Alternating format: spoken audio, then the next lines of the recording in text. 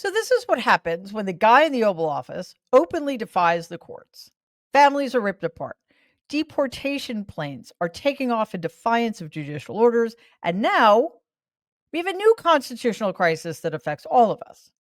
Donald's blatant disregard for the rule of law has pushed the Supreme Court to intervene in a rare rebuke. Yes, I am pleased to announce that Chief Justice John Roberts, remember that guy? He's woken from his slumbers because the judiciary is under attack, and he issued a direct warning against Donald's attempt to impeach a federal judge simply because said judge ruled against him. Roberts, again, stayed awake long enough to do this. He wrote a statement that said, quote, "For more than 2 centuries, it has been established that impeachment is not an appropriate response to disagreement concerning a judicial decision. The normal appellate review process exists for that purpose," unquote. So forceful. Now, you can go back to sleep now. Um, so let's recap when and why this all started on Saturday, March 15th. Play the clip. Hundreds of alleged Venezuelan gang members are waking up in prison in El Salvador after the Trump administration rapidly deported them, ignoring a federal judge's directive. This video, shared by El Salvador's president, shows the alleged members of the Tren de Aragua gang arriving in San Salvador Saturday, just hours after a judge ordered planes carrying the men to immediately return to the U.S. Trump over the weekend invoking the Alien Enemies Act, an obscure wartime law from 1798, allowing the government to deport non-citizens with little or no due process.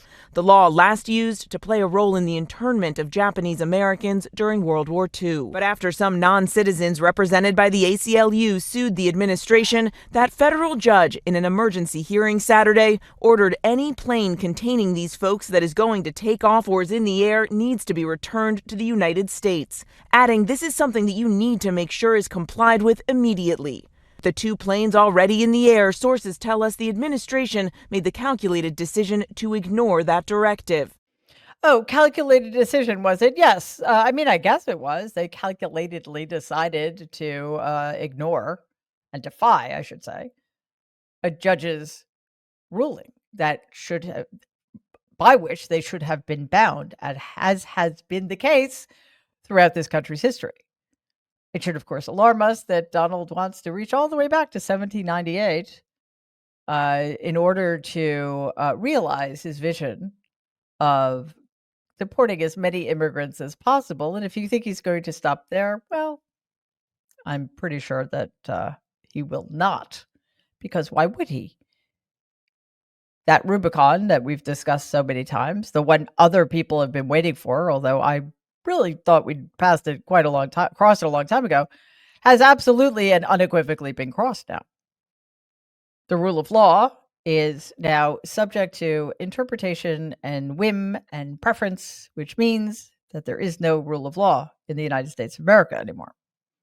So I want to repeat the fact that on March 15th, 2025, U.S. District Judge James Boasberg issued an order immediately halting deportations under the Alien Enemies Act, yet the Trump regime blatantly defied that ruling, allowing 2 planes already in the air to proceed to El Salvador and sending a 3rd plane off after the ruling in direct violation of the court's decision. On March 16, 2025, instead of complying and after having brokered a deal with Donald for $6 million, El Salvador's President Nayib Bukele openly mocked the court order, which is fascinating because this is not his country and this is not his judiciary, tweeting, quote unquote, and I kid you not, this is a president of another country, tweeting, quote, "Oopsie, too late," unquote, confirming the arrival of deportees. Which honestly just makes me think like there's so many people like that out there in power, positions of power. I'm beginning to think that humanity just has a death wish or something. So clearly, the president of El Salvador was confirming the arrival of the deportees. Meanwhile, Donald's White House communications director, Stephen Chung, who's vile, shared the tweet with an admiring gif, effectively gloating about defying a federal judge. On March 17, 2025, the ACLU and Democracy Forward demanded a federal judge force Donald Trump regime officials to state under oath whether they violated the judge's order by deporting more than 200 Venezuelans after it was issued. Of course, Donald's loyalists are openly defending the administration's defiance of the order. Play the clip. It doesn't look like you're getting support from the Democrats on this. You're going against the judges now. What's next? Another flight every day. The teams are going to be out there every day. Every day, the men and women of ICE are going to be in the neighborhoods of this nation arresting criminal, illegal alien, public safety threats, and national security threats. Lawrence, you're not going to stop us. We made a promise to the American people. The President Trump has made a promise to American people. We're going to make this country safe again. I wake up every morning loving my job because I work for the greatest president in the history of my life, and we're going to make this country safe again. I'm proud to be a part of this administration. We're not stopping. I don't care what the judges think. I don't care what the left thinks. We're coming. I don't care what the judges think. I'm pretty sure that's like a direct quote from, like, I don't know, Himmler or something. That is being at the bottom of the slippery slope. We have landed at this place. And that grotesque Nazi thug, like, if you're okay with that, what that little man said, well, good for you, because it is going to get so much worse for all of us.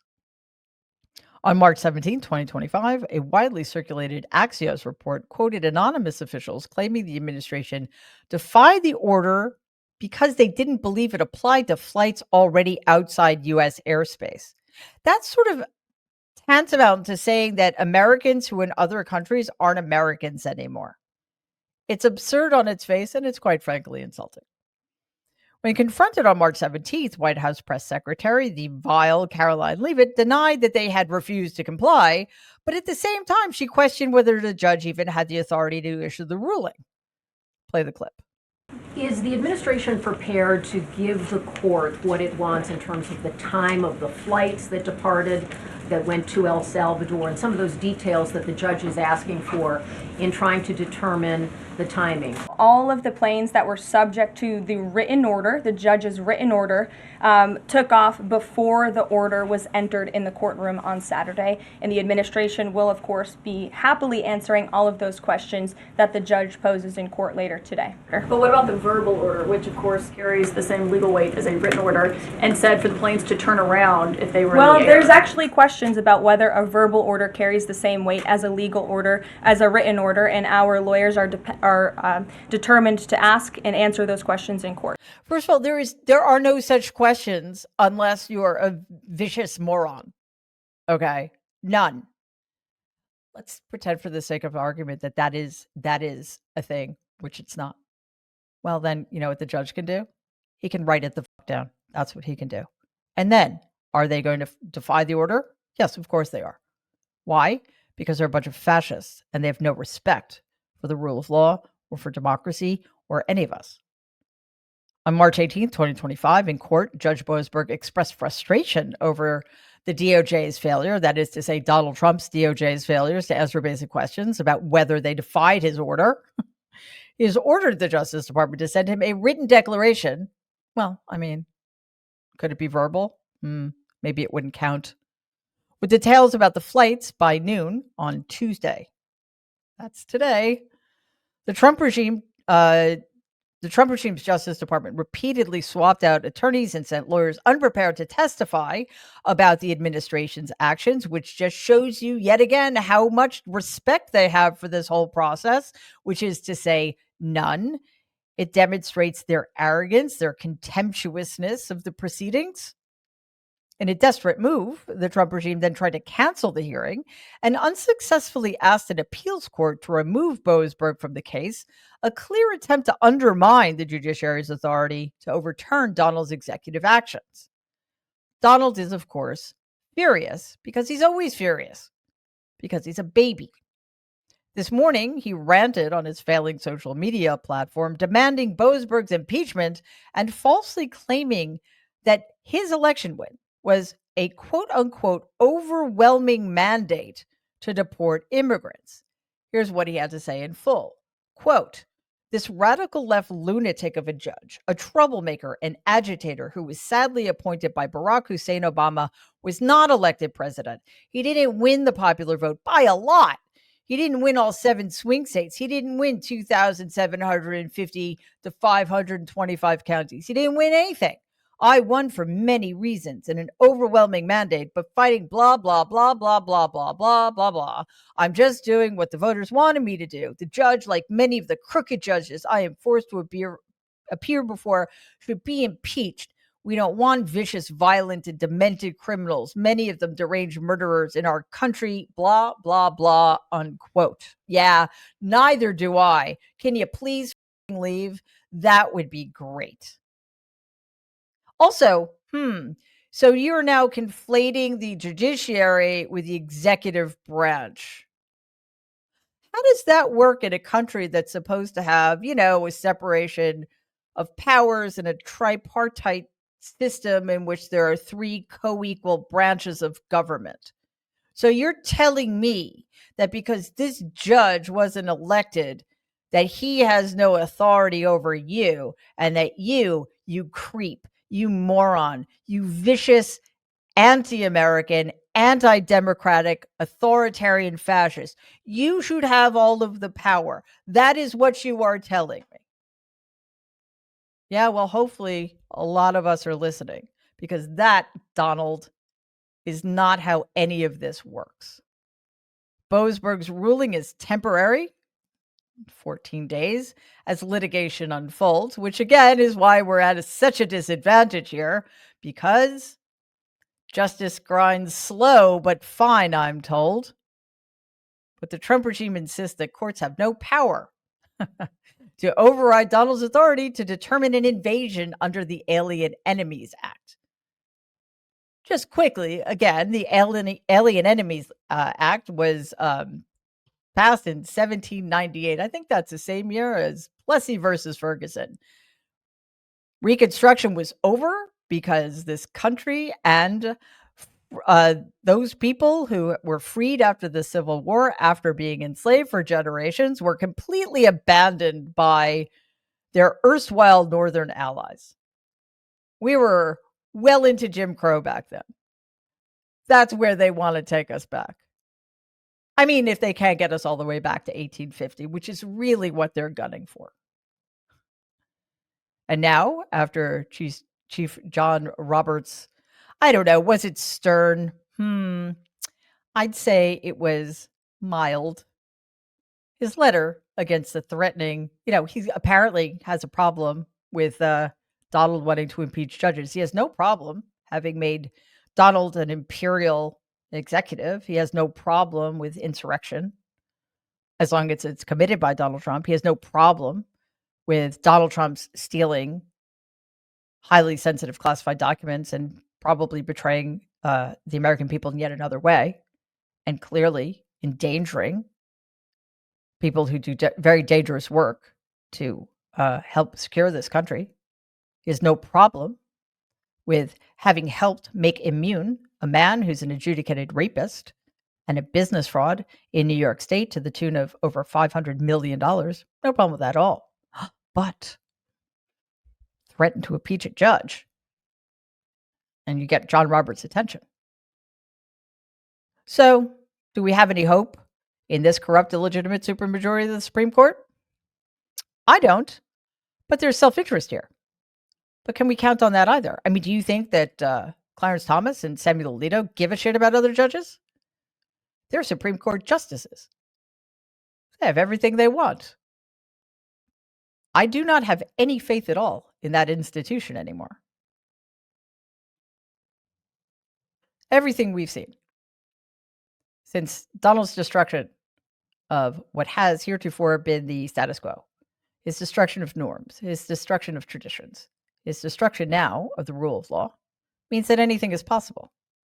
And again, if we are counting on this corrupt, illegitimate supermajority of the Supreme Court to be the backstop to all of this madness, I have a terrible, terrible feeling about all of it. Before we continue, please hit like, share this video, and subscribe if you haven't already. We're pushing to get to 350,000 subscribers, and every little bit helps. As independent media, your support helps us reach more people so we can grow this together. So there's actually, sadly, more deportation news. There more disappearings have been happening. On Monday, March 17th, ACLU immigration attorneys and advocates reported that 48 people remain unaccounted for following a series of sweeping ICE raids across Santa Fe, Roswell, and Albuquerque, New Mexico. Their whereabouts remain completely unknown since the raids ended on March 8th. ICE claimed those arrested were, quote unquote, I hate this term so much, but I'll say it because it's in quotes, illegal aliens with deportation orders or criminal charges, but provided no list of names, locations, or legal status updates, violating basic civil rights and transparency norms. Lindsay Kozlowski, president and CEO of Immigrant Defenders of Law Center, shared the story of one of their clients, a Venezuelan asylum seeker, who was detained by ICE over the weekend and labeled as a gang member based on tattoos, which the client denies. She wrote, quote, returning to Twitter to shine a light on what the Alien Enemies Act looks like in real life. Our IMDEF client fled Venezuela last year and came to the U.S. to seek asylum. He has a strong claim. He was detained at entry because ICE alleged his tattoos are gang-related. They are absolutely not, unquote. And even if they are, there is still such a thing as due process in this country, or at least there was before last week. You do not get to arrest somebody and disappear them because you think they have suspicious tattoos. Oh, unless, let's see. What about swastikas? Are those suspicious? Those get a pass now?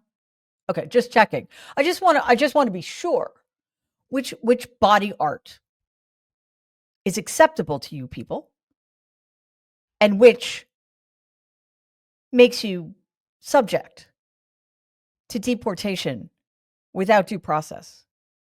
Just checking. Nazis, cool. Got it. Apparently, we're seeing this happen much and much more frequently. You can get deported without having a criminal record at all, just for having done something that doesn't sit well with the Trump regime. Dr. Rasha Alawi, a Lebanese citizen and Brown University medical professor, was detained at Boston Logan International Airport upon her return to the United States and deported back to Lebanon despite holding a valid H-1B visa. Play the clip. Our client is in Lebanon, and we're not going to stop fighting to get her back in the U.S. to see her patients, and we're also going to make sure that the government follows the rule of law. Outside federal court in Boston, an attorney for Dr. Rasha Alawi shares a brief statement. She doesn't comment on allegations the Rhode Island-based doctor and professor was supporting terrorists. Alawi was returning to Providence on an H-1B visa issued to foreigners with special skills. She was detained at Logan Airport Thursday and sent back to Lebanon. The Department of Homeland Security today says Alawi attended the funeral of Hezbollah terrorist Hassan Nasrallah, writing, quote, a visa is a privilege, not a right. Glorifying and supporting terrorists who kill Americans is grounds for visa issuance to be denied. This is common sense security. Ultimately, they're going to have to justify to the judge whether they acted legally, whether they had sufficient proof under the law to return her to Lebanon. There is a rally planned in her support at the State House tonight at 6 o'clock. Here at Brown University, they're also issuing updated guidance for international students and staff ahead of spring break next week. So the Trump regime is now justifying deportation based on alleged ties to organizations such as Hezbollah.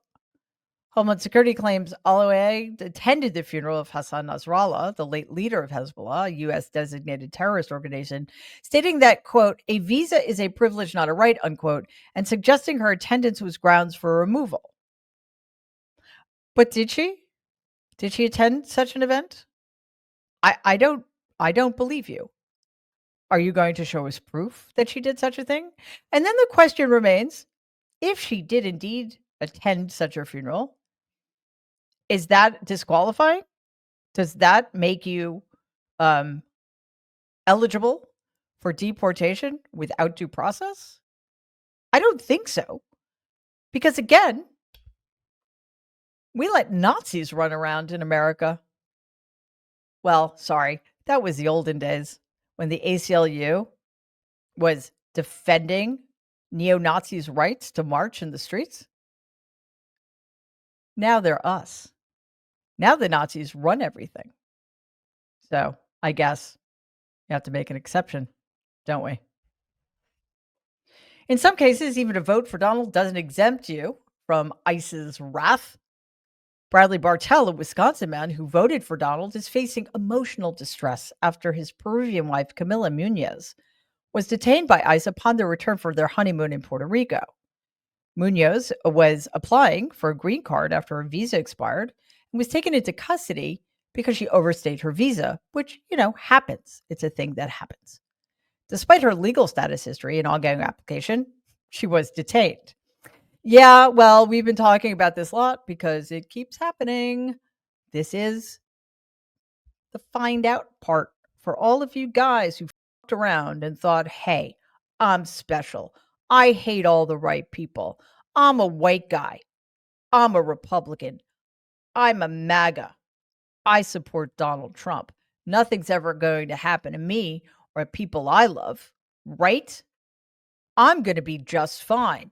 But fuck everybody else. Yeah, that's what you were hoping for, isn't it? It's not what's happening. In fact, I hate to break it to everybody who did vote for Donald and who didn't vote for this, right? Who didn't vote for this, what's happening to you now. It is going to happen to you more. It is going to be worse for you than it is for the rest of us. I am not celebrating that fact. I don't want people being deported for no reason other than the fact that they have a different color skin or a different belief system that this fascist regime rejects or disapproves of.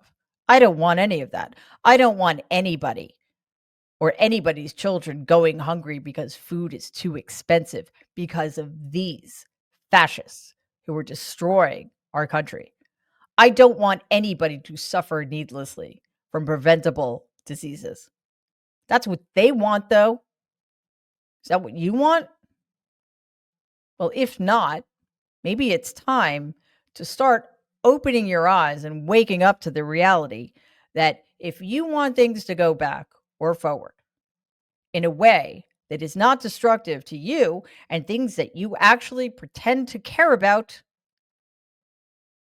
you also might have to start fighting everything that's happening right now, even if it makes you uncomfortable. Because otherwise, this is your new normal. Please take a second and like and share this video. It'd be awesome if you could subscribe to the channel. If you're listening to us in podcast form, please follow us and give the show a 5-star rating because it really does help other people find our content. Thanks.